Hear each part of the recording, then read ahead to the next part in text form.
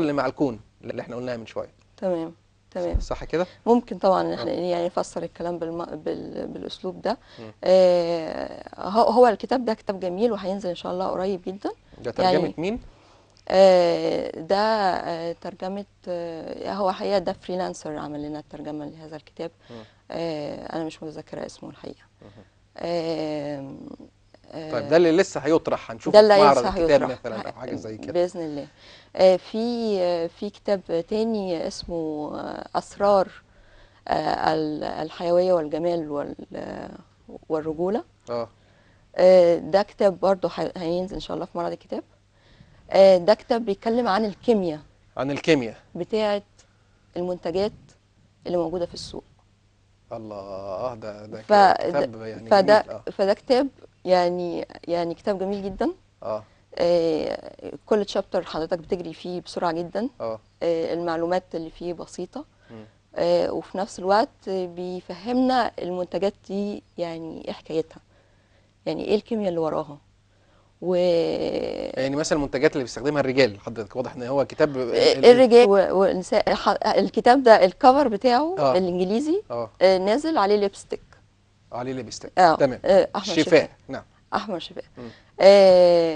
لكن هو بيتكلم على كل حاجه. على الاثنين، على بيتكلم الميل على والفيميل، يعني الميل والفيميل، الذكر بيتكلم والانثى. على الدبريشن، بيتكلم على الكوزماتكس، بيتكلم على اه على الحيويه والنشاط بتيجي منين، والكيمياء اللي ورا الحاجات دي، والادويه ده كتاب عميق جدا ولذيذ جدا ممتع هيكون، لان هو هي- بيتكلم عن اشياء قد تبدو تجاريه، ولكن بيلعب عليها صناعها من اجل الكيمياء الخاصه بيها، المواد بالظبط. الكيميائيه. ده تمام. هيكون ممتع، ده كمان ده جدا. كتاب جميل برضه. اه من ضمن الكتب من ضمن الكتب اللي هي لاقت رواج كبير في سنة 2010. اه هنتجه بقى اتجاه تاني بعيد عن الكيمياء والفيزياء، يعني كتاب الرياضيات للفضوليين.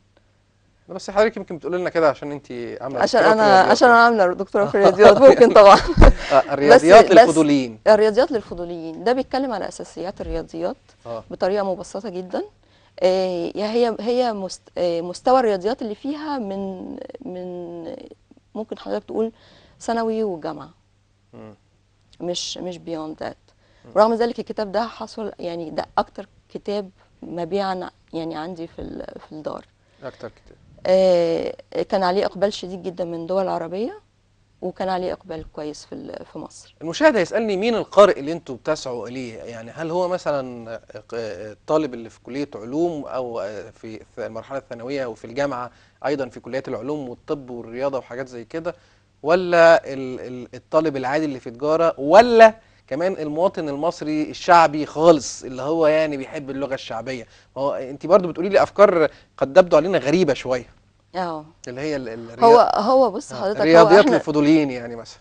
ايوه ده احنا بنخاف من الرياضيات. بنخاف من الرئيس، هو ده عشان كده طلعنا ده الكتاب ضد ده. الخوف. ده ضد الخوف. هو حضرتك طبعا يعني الاودينس بتاعنا، الهدف الاساسي هو الشباب، م. اللي هو من اول ثانوي م. والجامعه وما بعد الجامعه. الجزء اللي فيه الشخص بيكون شخصيته سواء بقى العلمية أو شخصيته في التفكير أو شخصيته عموما. هي دي الفترة اللي احنا بنحاول نركز عليها. نعم. أنا قريت كتاب وأنا ما زلت في الكلية وكده، كان اسمه Did you say mathematics؟ هل تقول رياضيات؟ كويس. الكتاب ده أثر فيا جدا، وأنا قريته في المرحلة السنية اللي بقول لحضرتك عليها دي. وده خلاني يعني أحب الرياضيات بصرف النظر عن ايه اللي الواحد بيدرسه. ساعات كتيرة بيبقى الواحد بيتساءل ليه بدرس الكلام ده، اه وليه بدرسه بالشكل ده. اه كويس. لا، دي نقطة مهمة تانية، اللي هو احنا لازم نقرا حاجات تعرفنا بالحاجات اللي قدامنا عشان نحدد احنا هنحب ولا هنكره. لكن بالظبط، الطريقة نمشي اللي في في الاتجاه ده، وزارة نمشي التربية في والتعليم الاتجاه ده لوحدها ولا دي مش نمشي في هتنفع. الاتجاه ده. اه ما هو دي احد اسباب ان احنا عملنا دار كلمات عربية، ان احنا يعني ننشر الكتب العلمية للقارئ العادي. ايه الهدف من الكتب دي؟ الكتب دي الهدف منها ان القارئ العادي يعرف ايه الافكار ورا العلم. بتؤكدي انها للقارئ العادي اللي هو هياخد فكره، مش للقارئ اللي عنده مرجعيه او خلفيه علميه. لا، ممكن اه القارئ اللي عنده مرجعيه او خلفيه علميه اه بيستفيد، بس لانه بيشوف الصوره ككل. لكن القارئ العادي خالص لكن القارئ العادي اللي ما خالص عندوش اللي ما اي عندوش فكره، اي فكره يقدر يقرا الكتب دي برضه. ده مهم، ده اللي يهمنا بصراحه. احنا عاوزين الناس الشعبيين زي ما بيقولوا، او الشعبيين يعني اللطاف دول. اي. طيب تحديات النشر العلمي اخبارها ايه عندنا دلوقتي؟ لان معظم الكتب اللي بتنشر بنشوفها في السوق هي كتب دلوقتي ساخره، ساركازم، كتب لشباب جدد بيكتبوا روايه جديده مش عارف. لكن الكتب العلميه انتوا مثلا بتترجموا، احنا عندنا هنا هو الاف ضيوف جولنا هنا في البرنامج مثلا، يعني جالنا 12000 ضيف مثلا في البرنامج في عبر سنوات البرنامج. في ناس مميزين كتير جدا، لكن النشر العلمي ما بيشجعهمش. ايه القصه دي؟ دي قصه طبعا. دي مشكله، يعني انا مش عايزه ابقى يعني انتقد او كده، بس هو الحقيقه انه في معوقات كتيره للترجمات العلميه، منها انه هتكلم على النشر العلمي مش الترجمات فقط. اوكي. النشر العلمي دي برضو ده مجال اوسع. كويس. ما هو انا علشان انشر علم لازم اعرف علم، صح؟ وعلشان اعرف علم لازم اتعلم الحاجات دي على اسس قوية، ويبقى عندي نظرة شاملة للموضوعات، علشان انا لما اجي ابقى بضيف حاجة ليها معنى، نعم. مش ابقى بكرر وخلاص. نعم. ما احنا يعني العالم الغربي بينشر 1,000,000 كتاب في السنة. كويس. الانجليزي فقط بينشر 400,000 كتاب في السنة، منهم كتب علمية. طبعا الكتب دي في منها حاجات كتيرة يعني نفس العناوين، يعني حضرتك هتلاقي مثلا ايه كالكولس. كويس. في كام كتاب كالكولس موجود؟ كتير، رؤى متنوعة في نفس الموضوع، في نفس الموضوع، عشان يبقى في وجهات نظر وزوايا مختلفة. بالظبط. بالظبط. المعوقات في الوطن العربي هو ان احنا ثقافتنا ما زالت يعني الى حد كبير قاصرة. احنا ما زلنا في مرحلة كناشرين ولا كقراء؟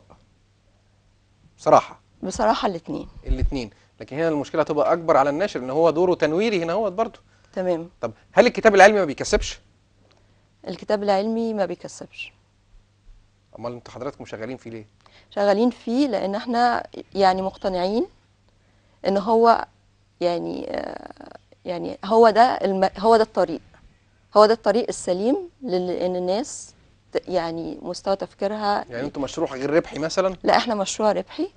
وبنعتمد، وانا عشان كده ذكرت في الاول احنا اعتمدنا في جزء كبير من الكتب العلميه اللي احنا طلعناها على مشروعات زي كلمه وترجم. دي بتعمل لنا تمويل بحيث ان الكتب بتاعتنا يعني على الاقل تبريك ايفن، فيعني تغطي تكاليفها على الاقل، يعني تغطي تكاليفها. واحنا مش بنشتغل في المجال العلمي فقط، احنا برضو بننشر حاجات تانية. بننشر روايات، وبننشر خيال علمي، بننشر أدب عام، بننشر اقتصاد، تاريخ، يعني متنوع. متنوع. طيب السؤال الأخير لك، ما هي الآفاق الخاصة بالنشر العلمي وانت شايفة السوق بدأ يتحرك دلوقتي، أصبح هناك قراء، لأن هناك قاعدة علمية بتتسع أو شريحة بتكبر في المشاهدين والقراء، التكنولوجيا والعلوم تتدخل دلوقتي في كل شيء كما ذكرنا يعني. تمام. شايفة الآفاق ماشية ازاي في 2011 وخلال السنوات المقبلة بالنسبة للنشر العلمي؟ هو بالنسبة للنشر العلمي أنا متفائلة. بغض النظر عن التفاؤل، السوق ماشي ازاي؟ الخريطة هو الخريطة يعني صعب ان احنا نقول الخريطة ماشية ازاي. كويس. كل واحد بيجتهد. سؤالي برضو عشان اقوله بصيغه اخرى، بعض دور النشر دلوقتي بتعتمد زي ما ذكرت منذ قليل على الكتب اللي فيها ساخره، كتابها يعني فيها نوع من البهجه، يا اما روايات شابه يا اما كذا. هل بدات تقتنع دور النشر عموما بان ايضا الكتاب العلمي لابد ان هو يدخل على هامش في اجندتها، ولا تبقى ان هناك بعض الدور المتخصصه في ذلك؟ هو انا هرجع واقول تاني لحضرتك ان هو المبادرات اللي تمت، مركز القومي للترجمه،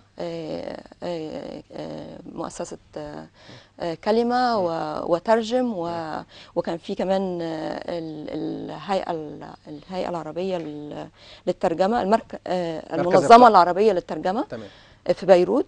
كل دول منظمات كويس، بيحاولوا ياخدوا بيد دور النشر في ان هم يتجهوا هذا الاتجاه. الكتابة العلمية للأطفال والنشر العلمي للأطفال، ده سؤالي فعلا الأخير، بس عشان قبل ما أسيبك مهمة جدا، شايفها ضعيفة هنا خالص يعني؟ دي ضعيفة بالفعل، ضعيفة بالفعل. دي حاجة من الحاجات اللي احنا يعني حضرتك لو بتتكلم على الكتابة، فبرضه هنرجع نقول ان هو الاساسيات لازم تبقى موجودة، ولازم يبقى في حد عنده القدرة، مش بس ان هو فاهم الموضوع، القدرة على توصيل الكلام للاطفال. ودي حاجة مش سهلة، يعني مش سهل ان انا اكتب اصلا قصة عادية للطفل، فما بالك بان انا اكتب له كتابة علمية. كتب الأطفال زمان العلمية كانت أكثر من دلوقتي؟ كان ترجمات. أكتر كانت من الآن حتى لو ترجمات؟ هو انا لو اذكر، يعني انا لما كنت صغيره كنت بروح معرض الكتاب، كان طبعا كنت بجيب كتب علميه. قد يكون كان في حاجات كثيره جدا كانت بتنشرها روسيا. صحيح، روسيا مظبوط، وفرنسا برضو ترجمة، بس روسيا تحديدا حتى الرسوم المتحركة بتاع الروسية بالظبط بالظبط والبلجيكية بالظبط. والفرنسية فكان في افتقدناها. كتب كثيره. روسيا أثرت. روسيا اثرت. يعني النقوص الروسي أثر كثيرا على سوق الكتابة وسوق الكتاب وبيع الكتب العلمية. دكتورة نجوى محمد صبري، أسعدتيني وبنسعد بمجهوداتكم العلمية، وبنحييكي. طبعا احنا رأينا في مشروع كلمة طبعا مجموعة من الكتب المميزة اللي انتوا أنجزتموها. نورت الدنيا. الله يخليك، متشكره جدا. شكرا جزيلا. مشاهدينا نتواصل بعد الفاصل بقى مع الشباب وإنجازاته. هيبقى معانا طارق محمود، مخترع مصري عامل مجموعة من الاختراعات، عالم الدهشة مع الشباب في هذا الوطن، بعد الفاصل مباشرة.